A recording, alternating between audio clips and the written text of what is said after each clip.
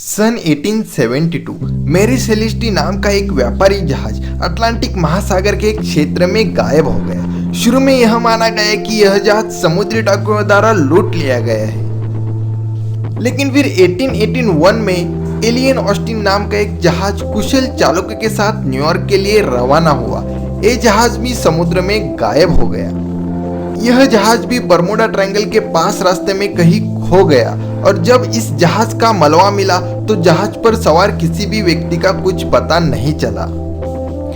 फिर अमेरिका के इतिहास में सबसे ज्यादा नुकसान करने वाली घटना 4 मार्च 1918 को अमेरिका के lieutenant commander GW Worley 309 crew सदस्यों के साथ USS साइक्लोप्स नाम के जहाज से सफर कर रहे थे। बरमूडा ट्रायंगल को पार करते समय यह जहाज कहाँ खो गया कुछ पता नहीं चला। जिस दिन यह घटना हुई थी उस दिन मौसम भी अनुकूल था। क्रू के सदस्य संदेशा भेज रहे थे कि सब कुछ ठीक चल रहा है, लेकिन अचानक से मंजर बदल गया और जहाज किस दुनिया में खो गया ये कोई नहीं जान पाया। अमेरिका के इतिहास में इस जहाज का लापता होना और क्रू मेंबर का गायब हो जाना एक बड़ा रहस्य बना हुआ था।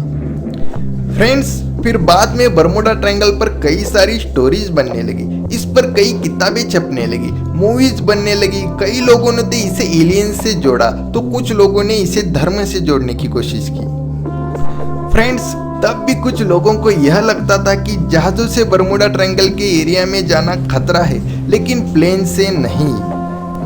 लेकिन हवाई ट्रैवल से भी वहां खतरा था, क्योंकि 9 जुलाई 1945 यूएस नेवी का एक ऑफिसर थॉमस अपने 10 क्रू मेंबर के साथ रात के करीब 9 बजे प्लेन से उड़ान भरी थी।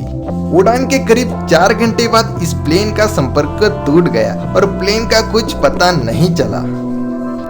फिर बाद में एक रिसर्च ऑपरेशन चलाया गया जो कि 10 दिन चलता रहा, फिर भी प्लेन का कुछ पता नहीं चला। इस घटना के बाद टर्बिडो बॉम्बर का एक ग्रुप 15 क्रू मेंबर के साथ फ्लोरिडा के नेवल एयर स्टेशन से उड़ान भरा। इस प्लेन के ग्रुप को बॉम्ब गिरा के वापस एयर स्टेशन पर लौट आना था। हर एक प्लेन में नए स्टूडेंट थे जो कि ट्रेनिंग ले रहे थे। सभी प्लेन्स को अपने प्लान के मुताबिक आगे बढ़ना था, लेकिन कुछ समय बाद सभी क्रू मेंबर को अजीब सी घबराहट होने लगी, क्योंकि वो बरमूडा ट्रायंगल के एरिया में आ चुके थे। फाइनली उन्होंने डिसीजन ले लिया कि वो प्लान को रद्द करके वापस एयर स्टेशन जाएंगे। कमांडर ने सभी पायलट को पोजीशन चेक करने के लिए कहा, लेकिन उन्हें कुछ समझ में नहीं आ रहा था, क्योंकि वो कहाँ थे उन्हें भी पता नहीं था। उस समय उनके कंपास ने भी काम करना बंद कर दिया था। अगर पायलट सन की डायरेक्शन और समय की तालमेल करता तो उन्हें फ्लोरिडा की सही डायरेक्शन मिल सकती थी, लेकिन उस समय आसमान में बादल छाए थे और डायरेक्शन का भी कुछ पता नहीं चल रहा था और प्लेन में फ्यूल भी कम था। रेडियो फ्रीक्वेंसी भी लगातार बदल रही थी। फिर बाद में फ्यूल खत्म होने लगा और एक एक करके सभी प्लेन समुद्र में गिरने लगे। अब तक बरमूडा ट्रायंगल से जीवित बचना मुश्किल था, लेकिन एक बंदा था जो बरमूडा ट्रायंगल से जिंदा बच के आया था। उस बंदे का नाम है ब्रूस चर्नॉन। यही व्यक्ति बरमूडा ट्रायंगल के बारे में सच्ची स्टोरी बता सकता था। 1970 में ब्रूस उनके पिता और उनके एक बिजनेस पार्टनर के साथ मियामी बीच को जा रहे थे। जब वो बरमूडा ट्रायंगल के एरिया में से जा रहे थे तब एक बादल का झुंड आ गया जिसमें एक सर्कल बना हुआ था। बादल बहुत तेजी से उनके सामने आ रहे थे कि उन्हें कुछ समझ में नहीं आ रहा था। वो सीधे उन घने बादलों में घुस गए। बिजली बहुत ज्यादा तेजी से कड़क रही थी कि उन्हें कुछ समझ में नहीं आ रहा था कि प्लेन को किस दिशा में उड़ाना चाहिए, और प्लेन भी बहुत ज्यादा हिल रहा था। ब्रूस कहते हैं कि काले बादलों की गुफा उन्हें नजर आई कि वो उसमें उड़ते उड़ते आगे की तरफ चले गए। ब्रूस बताते हैं कि ये पूरा इंसिडेंस 3 मिनट तक चलता रहा। जैसे ही वो बादलों के टनल से बाहर आए तो उन्हें बाहर कुछ नहीं दिखाई दे रहा था, उन्हें सिर्फ धुआं ही धुआं नजर आ रहा था। तब प्लेन में लगे सारे दिशा सूचक यंत्र यानी कंपास ही बहुत तेजी से घूम रहे थे। उनका संपर्क किसी से नहीं हो रहा था, लेकिन उनकी किस्मत अच्छी थी कि वो धुएं से बाहर आ गए और तब उनका प्लेन भी रडार पर दिखने लगा।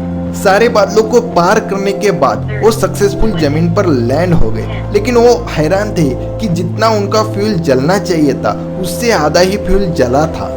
लेकिन इन हादसों का कारण क्या था? फ्रेंड्स, बर्मुडा ट्रायंगल नक्शे में नहीं है, उसे एक ट्रायंगल माना जाता है क्योंकि उस एरिया में यह हादसे होते हैं। फ्लोरिडा, बर्मुडा और पुर्टो रिको, इन तीनों जगहों को जोड़ने से यह ट्रायंगल बनता है। बर्मुडा ट्रायंगल समुद्र के 13 लाख स्क्वायर किलोमीटर में फैला है, जहां पर मैग्नेटिक डिस्टरबेंस की वजह से कंपास भी ठीक से काम नहीं करता। बर्मुडा ट्रायंगल के अंदर फंसने के बाद बाहर की दुनिया से संपर्क टूट जाता है। कुछ लोग इसे इलेक्ट्रॉनिक फॉग भी कहते हैं। यह एक ऐसा फॉग है जो समुद्र से होते हुए आसमान में बवंडर का रूप ले लेता है। सिर्फ एक घटना को छोड़ दिया जाए तो यहाँ से किसी भी जहाज या विमान का अब तक मलबा नहीं मिला है। अमेरिका के वैज्ञानिकों ने दावा किया है कि बर्मुडा ट्रायंगल में होने वाले हादसों के लिए 273 किलोमीटर प्रति घंटे की रफ्तार से आने वाला एक तूफान सबसे बड़ी वजह है। इस तूफान को एयर बम भी कहा जाता है। वैज्ञानिकों के अनुसार बर्मुडा ट्रायंगल के ऊपर मौजूद हेक्सागोनल क्लाउड्स, मतलब षटकोण के आकार में फैले बादल, इस तरह का दबाव बनाते हैं। बर्मुडा ट्रायंगल के क्षेत्र में हवा 273 किलोमीटर प्रति घंटे की रफ्तार से चलने लगती है। दरअसल हवा के इस दबाव की वजह से एक विनाशकारी शक्ति उत्पन्न होती है। इस एयर बॉम्ब की वजह से समुद्र की लहरें 45 फीट ऊंचे उठने लगती है। वैज्ञानिकों ने दावा किया है कि इसी तूफानों की वजह से समुद्र में जहाज डूब जाते हैं और आसमान में उड़ने वाले विमान भी समुद्र में क्रैश हो जाते हैं। हेक्सागोनल क्लाउड्स बादलों का एक विशेष पैटर्न है जो कि शनि ग्रह के उत्तरी ध्रुव पर पाए जाने वाले बादलों से मिलता जुलता है।